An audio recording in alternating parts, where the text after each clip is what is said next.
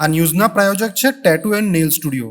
અમારું સરનામું છે ઓમ બિઝનેસ પ્લાઝા, સર્કિટ હાઉસની સામે, હાલર રોડ, વલસાડ. અને પ્રીત એસ્ટેટ એજન્સી. ફ્લેટ, બંગલો, પ્લોટ, વાડી, ફાર્મ હાઉસ, ફેક્ટરી તેમજ ઓફિસના લે વેચ માટે અથવા ભાડા માટે સંપર્ક કરો. દમણ અને દીવના લોકલાડીલા પૂર્વ સાંસદ સ્વર્ગીય ડાયાભાઈ વલ્લભભાઈ પટેલના સ્મરણાર્થે 3 જાન્યુઆરીથી શ્રી સોમનાથ ભવન ભેંસરોડ શ્રી દમણ જિલ્લા કોળી પટેલ સમાજની વાડીમાં વિશ્વવિખ્યાત કથાકાર શ્રી પ્રફુલભાઈ શુક્લાની મધુર વાણી દ્વારા 859મી ભાગવત કથાનો આરંભ થઈ રહ્યો છે. આજે યોજાયેલી પત્રકાર પરિષદમાં માહિતી આપતા મુખ્ય યજમાન શ્રી જિગ્નેશભાઈ પટેલે જણાવ્યું હતું કે સ્વર્ગીય ડાયાભાઈ પટેલ અને આપણા દમણ અને દીવના સમસ્ત પિતૃઓને સ્મરણાર્થે યોજાયેલી આ ભાગવત કથાની ભવ્ય પોથીયાત્રા ગોત્રેજ માતા મંદિર ભેંસરોડ મંદિરથી નીકળશે, જ્યાં 21 જગ્યાએથી પધારેલ પોથીયાત્રા જોડાશે અને ભેંસરોડ શ્રી દમણ જિલ્લા કોળી પટેલ સમાજની વાડીમાં પહોંચશે. કથાનો સમય દરરોજ બપોરે 2:30 કલાકથી 5:30 કલાક રાખવામાં આવ્યો છે. 10 વર્ષ પછી પૂજ્ય બાપુ પ્રફુલભાઈ શુક્લ કથા કરવા આવી રહ્યા છે. એનાથી સમગ્ર દમણ પ્રદેશમાં આનંદની લાગણી પ્રસરી ગઈ છે. આ પ્રસંગે કથાકાર પ્રફુલભાઈ શુક્લએ કહ્યું હતું કે શ્રી દમણ જિલ્લા કોળી પટેલ સમાજ દ્વારા યોજાયેલી આ ભાગવત કથા પિતૃઓને શાંતિ આપનારી અને મોક્ષ પ્રદાયીની કથા છે. સૌ ભાવિક ભક્તોને એમાં ભાગ લેવા વિનંતી છે. આ પ્રસંગે શ્રી દમણ જિલ્લા કોળી પટેલ સમાજના ટ્રસ્ટી શ્રી જયંતિભાઈ પટેલ, ઉપાધ્યક્ષ શ્રી જિગ્નેશભાઈ ડાયાભાઈ પટેલ અને મીડિયા પ્રભારી ઉપેન્દ્ર પટેલ, ડાભેલના અમૃતભાઈ પટેલ, મહેશ કીકુભાઈ પટેલ વગેરે ઉપસ્થિત રહ્યા હતા. જય શ્રી રામ. દીવ દમણના લોકલાડીલા પૂર્વ સાંસદ સ્વર્ગસ્થ દયાભાઈ વી પટેલના સ્મરણાર્થે દમણ જિલ્લા કોળી પટેલ સમાજ દ્વારા આયોજિત શ્રીમદ ભાગવત કથા 3 જાન્યુઆરીથી અહીંયા સમાજની વાડીમાં ભેંસરોડમાં આરંભ થઈ રહ્યો છે. આ કથાની એક વિશેષતા છે કે આ કથામાં ગોત્રેજ માતાના મંદિરથી જ્યાંથી પોથીયાત્રા પ્રસ્થાન કરવાની છે એ મંદિરે દમણ પ્રદેશમાંથી 21 જગ્યાએથી પોથીઓ આવશે અને એક સમૂહમાં અહીંયા કથાની વાડી સુધી પ્રસ્થાન કરશે.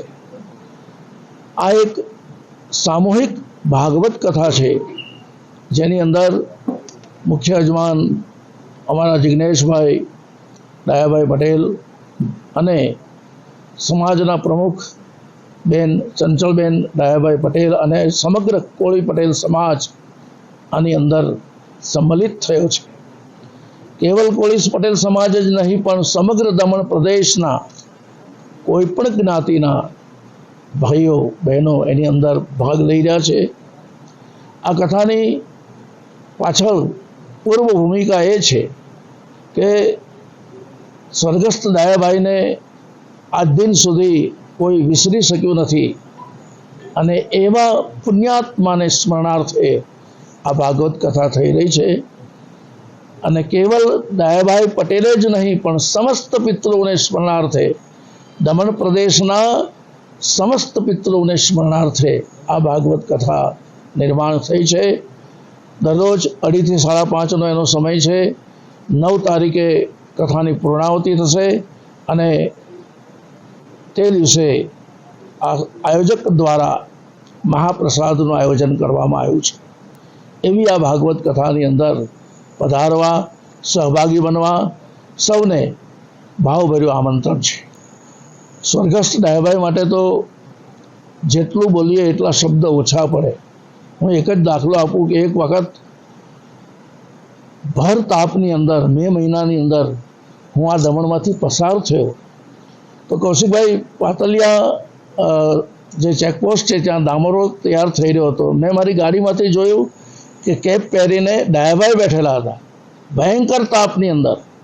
તો મેં નીચે ઉતરીને એને એમ કહ્યું કે ડાયાભાઈ આવા તાપમાં તો ઘરે બેસો. તો ડાયાભાઈએ મને એમ કીધું કે નહીં બાપુ, આ રસ્તો બની રહ્યો છે અને એ રસ્તો સારો બને એ માટે મારે અહીંયા બેસવું જરૂરી છે. હું લગભગ 45 થી 50 સાંસદો અને 182 ધારાસભ્યોના સંપર્કમાં છું, પણ મેં આવો સાંસદ, આવો લોકાભિમુખ સાંસદ, આવો પ્રજાના હિત માટે પોતાનું સર્વસ્વ હોમી દેનાર સાંસદ મેં આજ દિન સુધી જોયો નથી. આજે એના સ્મરણાર્થે મારે ભાગવત કથા કરવા માટે આવવાનું થાય છે. જીવનની 859મી કથા શરૂ થઈ રહી છે. હમણાં જ રાજસ્થાનની અંદર નાગોર ડિસ્ટ્રિક્ટમાં 858મી કથા પૂરી કરી અને આજે 859મી કથા અહીંયા 3 તારીખથી આરંભ કરી રહ્યો છું.